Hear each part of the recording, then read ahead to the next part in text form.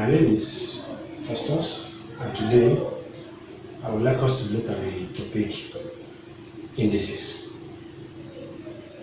This particular tutorial will be useful to students in secondary school, either you are doing mathematics or para-mathematics, you are still going to need it, and even if you are doing A-levels, it's going to be of great importance to you. Yes, I want you to follow as we proceed. Now, the first thing I would like us to look at here is how to write numbers in index form. Imagine we are given an expression like this, and they ask us to write this particular expression in index form. This particular expression can also be written as a raised to the power 3. That is 1, 2, 3. We have A in 3 places. That is what it means. Now, if we have B too, we have B multiplied by B, multiplied by B, multiplied by B. How can we write this one in index form? 1, 2, 3, 4. You can say B raised to the power 4. That is it in index form. I mean index form. Index form. Now, let's take some numbers. 2 times 2 times 2 times 2 times 2 equal to, let us write these numbers in index form. How many 2 do you have here? 1, 2, 3, 4, 5. So we can write this one as 2 raised to the power 5. Now what if we're now giving numbers, different numbers together, and we are asked to write them in index form? For example, we are given 2 multiplied by 2 multiplied by 2 multiplied by 3 multiplied by 3, and they ask us to write this one in index form. So how many 2 do we have here? 1, 2, 3. So we say 2 raised to the power 3 times how many 3? 1, 2. 3 raised to the power 2. So this is the answer in index form. Answer of this in index form. Also, we can also be given something like A multiplied by A multiplied by B multiplied by B multiplied by B.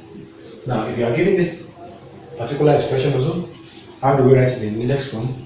We have to be here as A squared multiplied by, how many B do we have here? 1, 2, 3. We have B raised to the power 3. Now, I would like us to move to some rules that we follow anytime we are working under indices. We call it index loss. Index loss. You're welcome back. Now, we want to look at index loss, or sometimes we can call them laws of indices. Those are the rules that guides us anytime we are solving questions under this particular topic, indices. And the first law says, if you have a letter like this that is raised to the power of n and is multiplying the same letter that is raised to the power of n, you can see that we have the same number here, or the same alphabet here, and they are having different powers. So what we are going to do to this is, we are going to say A, that number will have the powers m plus n, m plus n. You can see that the base number is still the same thing here. It's only the powers that we are adding it, and we only have this power when we are multiplying them together. Let us take an example here. Imagine we have something like 2 raised to the power 3 times 2 raised to the power 2. How do we do something like this? 2 raised to the power 3 times 2 raised to the power 2. How do we do something like this? We say 2 raised to the power 3 plus 2, and which will give us 2 raised to the power 5. This is the answer in the next one. Then you want to proceed 2 raised to the power 5 should be 32. That is the answer to this particular one now, following the first rule. Okay, let us look at the second rule. Let's look at the second rule. The second rule says when we have the same number to the power of n is now division. The same number to the power of n. So how are we going to do this? Is we're going to say the same number, that is m minus n. You can see now we have the same base number here, but of different powers. So what we're going to do, if it is division, we're going to subtract the powers if the base numbers are equal. So let us take an example here and see how we can apply this particular law. Let's say we have 3 raised to the power 3 divided by 3 raised to the power 2. You can see that we have 3 as our base number here, which is the same thing but different powers. So what we are going to do now, since we have division here, we just say 3 raised to the power 3 minus 2. And 3 raised to the power 3, that is 3 minus 2 here is what? 1. 3 raised to the power 1. And 3 raised to the power 1 is 3. Let us look at the third law. The third law. The third law says that if you have a raised to the power n and we have n outside here, that is to say an alphabet raised to the power of n, and then we put a bracket and then we put another power here, which is n. So what this one means is, you can say is what? A raised to the power n times n. You just multiply the two powers together and then we have what? A raised to the power n. Let's take an example here, e.g. So if we have something like 2 raised to the power 3, everything bracket 2. How do we solve something like this? 2 raised to the power 3, and we put a bracket raised to the power 2 also. So what we need to do here is we say 2 raised to the power 3 times 2, which will give us what? 2 raised to the power 6. 2 raised to the power 6, and 2 raised to the power 6 is equal to 64. 2 raised to the power 6 equals to 64. Let us look at the fourth law. The fourth law says that a raised to the power 0 is equals to 1. What we are trying to say is that any number or letter raised to the power of 0 is equal to 1. Any number or letter, anything raised to the power of 0 is equals to 1. So if you like, let's say you have 1 million. 1 million raised to the power of 0 is equals to 1. Anything raised to the power of 0 is equals to 1. Let us look at the fifth law.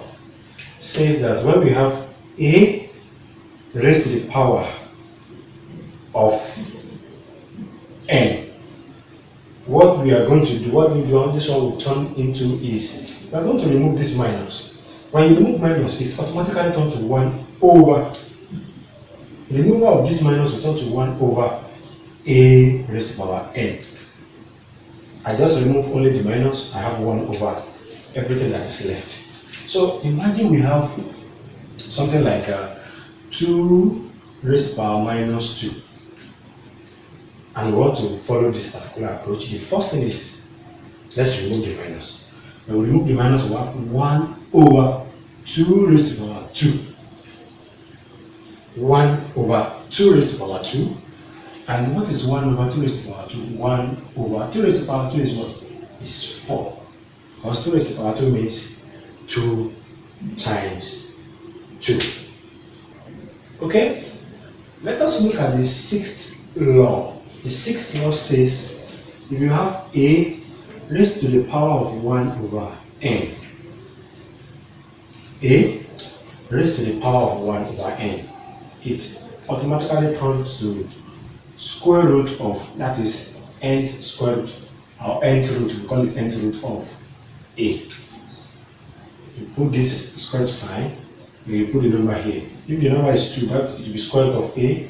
If the number is 3, it will be cube root of a. So let us take an example here. Imagine we have something like 8 raised to the power 1 over 3. 8. So 8 is standing in the position of a here, and then 1 over n. N is, so how do we write this? So we write cube root when you have 3 days. It means cube root of 8. And what is cube root of 8? We are talking about a number that will multiply by itself 3 times. That will give us 8. And the answer is 2.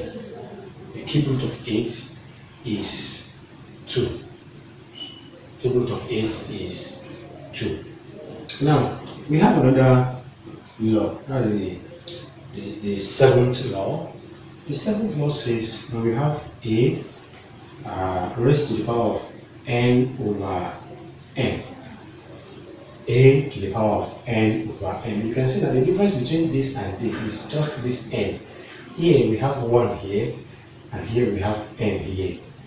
We still have some variable as our denomination here, denominator here, and denominator here. So what we are going to turn this one to is, we'll take n root of a, so we now have n here.